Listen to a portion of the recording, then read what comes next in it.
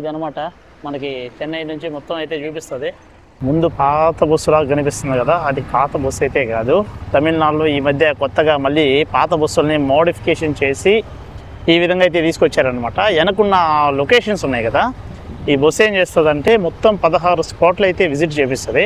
అదిగోండి ఎగ్మూర్ మ్యూజియం, అదేవిధంగా ఇవన్నీ స్పాట్లు కూడా ఈ బస్సు అయితే తీసుకెళ్తుంది. ఇది మొత్తం కూడా 50 రూపాయలు ఎంతో టికెట్ ఉంటుంది దీనికి. మనకేంటంటే చెన్నై సెంట్రల్ నుంచి అయితే ఈ బస్సు అయితే స్టార్ట్ అవుతుంది. ఎవరైనా చెన్నైలో మొత్తం ఎక్స్ప్లోర్ చేయాలి అంటే, ఈ స్పాట్లు ఎక్స్ప్లోర్ చేయాలి అనుకుంటే మాత్రం చెన్నై సెంట్రల్ నుంచి అయితే మీరైతే ఎక్కొచ్చు. లోపల అయితే ఎవరు లేరు, అందరినీ డ్రాప్ చేసి వెళ్తున్నట్టుంది. బస్సు అయితే ఖాళీగానే ఉంది. ఇక్కడ ఒక బస్సు ఉంది, మన ఎదురుగా కూడా ఇంకో బస్సు పోతుంది. మనం సిగ్నల్లో ఇరుక్కుపోవడం వల్ల ఆ బస్సు అయితే చూపించలేదు. కొద్దిగా సిగ్నల్ ఓపెన్ చేసి ఆ బస్సు చూపిస్తాను మీకు. ఉంది కాకపోతే చాలా బస్సులు ఉన్నాయి ఈ మధ్య, చాలా అయితే ఓపెన్ చేశారు. మొత్తం జస్ట్ ఒక 50 రూపీస్కి ఏంటంటే మనకి మెయిన్ ఏరియాస్ వచ్చేసరికి ఎక్స్ప్లోర్ చేసి చూపిస్తారు ఇవి.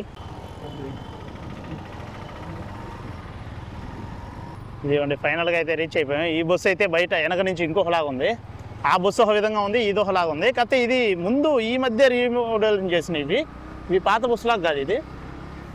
దీంట్లో అయితే కొద్దిగా ప్యాసింజర్లు అయితే ఉన్నారు. ఇది ముందు ఇట్లా అయితే ఉండదు.